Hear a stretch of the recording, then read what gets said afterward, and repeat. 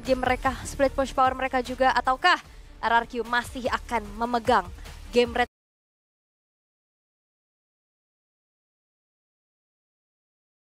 mereka di game yang pertama. So, Omawa, Reddit Overkill, let's rock the Land of Dawn.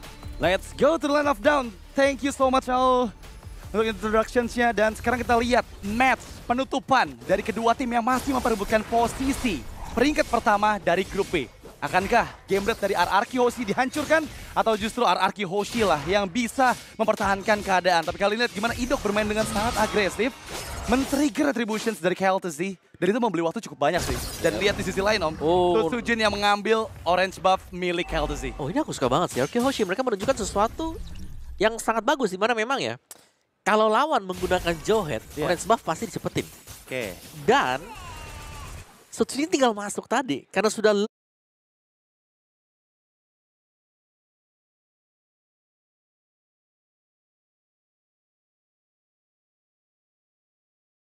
HP, dia masuk retribution, dia bisa langsung keluar juga. Dan ini membuat tim Falcons, mereka cukup pincang sebenarnya di early game, karena KLTZ tanpa orange buff. Dan itu skenario yang sangat-sangat baik untuk menjawab Jawhead dan juga Suyo, yang sekarang membuat RRQ Hoshi bermain lebih agresif. Flicker dikeluarkan, tapi tertangkap efek stun. Rins dikejar, KLTZ yang berhasil mendapatkan first blood-nya. Dilempar ejector Flicker oleh Ogwen dan Sujin pun down. Kali ini Idok belum berhasil memang menyelamatkan nyawa dari dua member RRQ lainnya. Meskipun RRQ kehilangan lava golem, tapi ini kerugian yang cukup fatal untuk RRQ dari keuntungan mereka. Ya, yang ternyata dari tim Falcons juga mereka bermain lebih agresif ya. Kehilangan orange buff, mereka bermain agresif, mereka memaksimalkan power dari Suyo itu sendiri di level 3 tadi. Langsung nabrak, dan kita bisa melihat berapa besarnya damage yang sudah terakumulasi dari Suyo. Iya, dan jujur itu pergerakan yang sangat cepat juga dari Falcons untuk menjawab ya. RRQ mereka dibuat sedikit ada kesalahan karena terlalu maju dari Sujin yang tadi berhasil dipanis balik oleh member-member Falcons, terutama Ogwen dan juga KLTZ yang bersiap.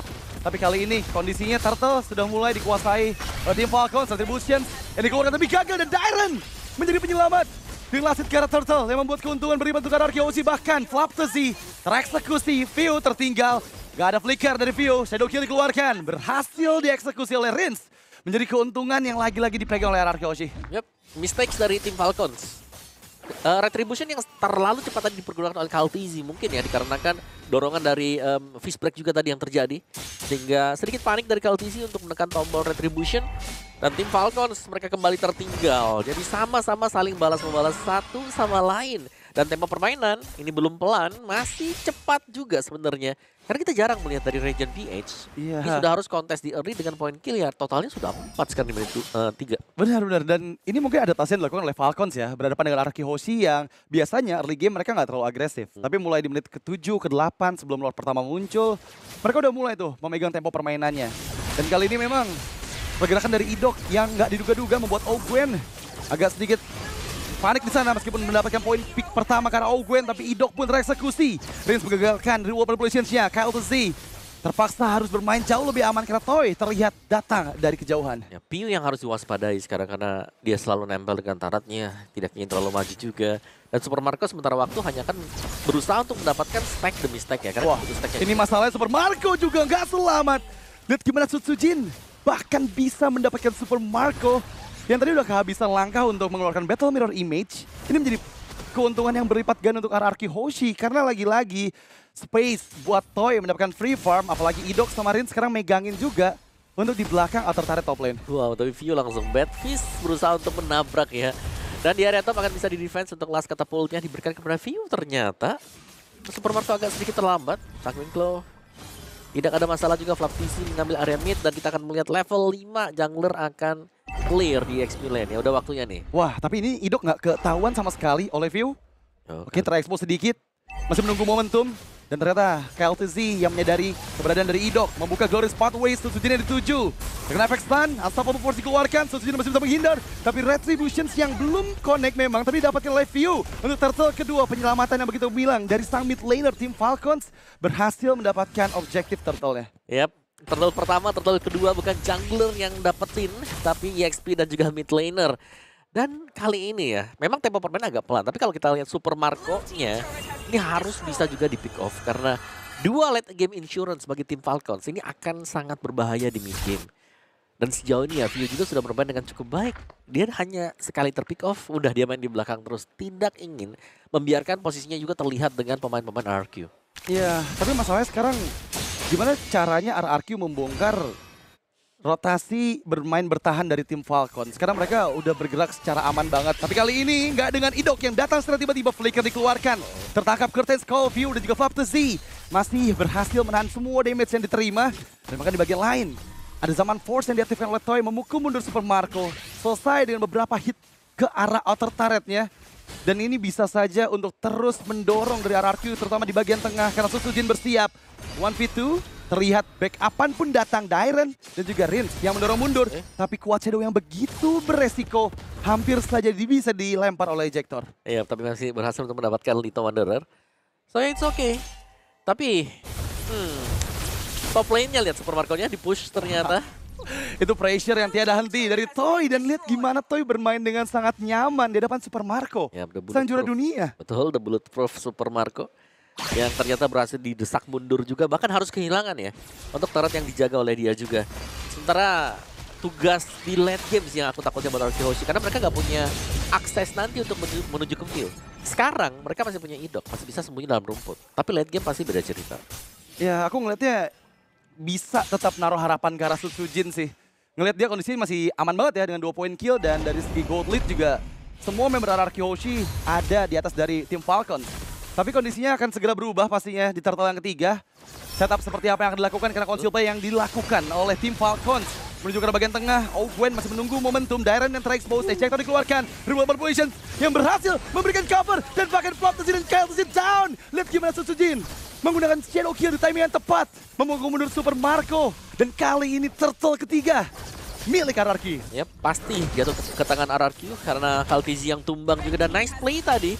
RRQ Hoshi berhasil untuk memenangkan tim fight yang sangat rapuh. Wah, tapi Ejector itu bagus banget meskipun Rins tereksekusi. Tapi RRQ nggak tinggal diam, mereka mencoba mencari pertukaran dengan Super Marco yang ditangkap dengan Fist Break. Untungnya masih ada Battle Mirror Image. Tapi nggak hanya kerugian itu saja karena mereka pun kehilangan outer turret mid lane. Yap. Banyak ya, dan targeting dari Gwen juga untuk melempar satu hero. Ini belum bisa langsung dipastikan tumbang. Dan itu jadi PR untuk tim Falcons. Lagi kah Ejector? Oke, menghindar dengan Face Crack. Tapi lihat gimana Susujin. Shadow Kill yang tepat dikeluarkan setelah menghindar dengan Quad Shadow yang menunjukkan bagian belakang. Kelsian dikejar dan Kelsian pun down untuk kedua kalinya. Dairen yang berhasil menyelamatkan momentum dari Susujin yang kehilangan Quad Shadow tadi. Yap, semuanya habis satu demi satu tim Falcons. Mereka sudah berhasil untuk dipukul mundur oleh RRQ Hoshi dan lambat laun. Jungle mereka juga diinvasi. Kali ini RRQ Hoshi pegang kendali sangat dalam. Wah, dan bahkan Flapsing nggak dikasih escape. The God itself langsung dimakan bulat-bulat oleh RRQ Hoshi. Dan sekarang lihat gimana, seperti yang tadi kita udah bahas, tempo permainan RRQ Hoshi meningkat di menit ke-8. Dan lihat gold lead mereka hampir menyentuh 5.000. Cuma terlihat di awal pelan ya. Dengan ya, kill point juga nggak jauh banget, belum sampai ke double digit. Tapi mereka sudah berhasil untuk menguasai bagian bawah. Mid-tar juga sudah pecah ini buat tim Falcons, yang berarti lebih sulit lagi untuk Vision mereka menjaga buff demi buff. Dan kita jangan lupakan greedy draft dari tim Falcons. Dengan menggunakan Sicilian bersama dengan Cloud, ini mereka butuh waktu loh buat bisa jadi juga. Iya, dan itu yang lagi-lagi diuntungkan dari draft yang dibawakan oleh Coach Cascute ya. Karena mereka menghilangkan Moskov, menghilangkan Bruno juga tadi di akhir, serta Granger yang nggak ada dalam pilihan. Ini membuat dua late game insurance dari tim Falcons benar-benar dibuat kerepotan karena mid game-nya udah mulai diacak-acak oleh RRQ Hoshi. Ya, tapi sih dominance size juga. Dan Toy-nya terlihat akan sangat bebas sekali sih kalau buat Toy. Ini kita juga belum melihat siapa yang bisa nangkap Toy dari sisi tim Falcons. Toy di sini percaya diri banget ya, nggak bawa prepaid. Ya, mungkin pakai flicker juga bisa sebenarnya buat dari Unstoppable Force ya. Karena Gwen dari tadi juga targetnya ini yang ada di depan, bukan yang ada di bagian belakang. Oke. Lord, yang pertama setup dilakukan, RRQ Hoshi bersiap. Yang perlu kita waspadai adalah pergerakan dari Idok yang masih bersembunyi. Belum diketahui oleh member-member dari tim Falcons lainnya. Dan sepertinya mereka merelakan saja untuk Lord yang pertama. Sambil menunggu untuk Super Marco mendapatkan semua farm di bagian bawah. Ya, tapi bakal lama untuk Super Marco kalau mau dapetin itemnya. Jadi ini bisa lebih jauh lagi sebenarnya buat RRQ Hoshi bisa leading. Karena mereka dapetin Lordnya, mereka bakal dapetin juga inner atau turret semuanya dari tim Falcons. Dan bahkan yang di bagian bawah ya, Susujin akan bisa keep farming terus-terusan ya. Ini lebih ke membiarkan ya. Kalau dari sisi tim Falcons, Super Marco-nya yang harus jadi banget. Masalahnya dikasih waktu tersebut nggak tuh sama RRQ Hoshi yang sekarang memang mereka bermain dengan sangat-sangat agresif. Temponya meningkat setelah di menit 7-8 tadi. Bahkan kali ini Ogwen tertinggal. Tabrak. Sedikit menghindar dengan adanya conceal play dan untungnya masih bisa diselamatkan. Tapi keuntungan masih ada di tangan RRQ karena sekarang Lord mendekat di bawah dari tim Falcons Philippines. Yap, dan tentunya punya BOD. Damage seharusnya sudah cukup, lebih daripada cukup buat RRQ Hoshi. Siap untuk menyerang dari 3 wave yang berbeda. Holy Defense memang telah di-trigger, tapi Reward Malplacious dari Rins yang langsung mengunci Kael'thasi. Flaptasi pun di dalam kotak kematian. Susujin masuk lagi di belakang, Shadow King dikeluarkan. Susujin mencoba mencari target kedua, Super Marco masih bisa diselamatkan, tapi enggak dengan Flaptasi yang tertinggal sendirian. Kali ini kehilangan Idok memang, tapi dengan 4 player yang tersisa mereka masih coba untuk mendapatkan 2 best turretnya. Susujin menggocek dengan kuat Shadow, masih cukup aman untuk menghindar menjauh dari jangkauan Kael'thasi. Dan sekarang mereka siap menuju ke arah bagian atas. Toy membuka Summon Force dan View yang dituju. Tapi Kael'thasi tertangkap. 3 member hilang dari tim Falcons Philippines. RRQ Hoshi berada di atas langit. Mereka siap untuk menangkap siapapun, bahkan Super Marco yang hampir saja dieksekusi.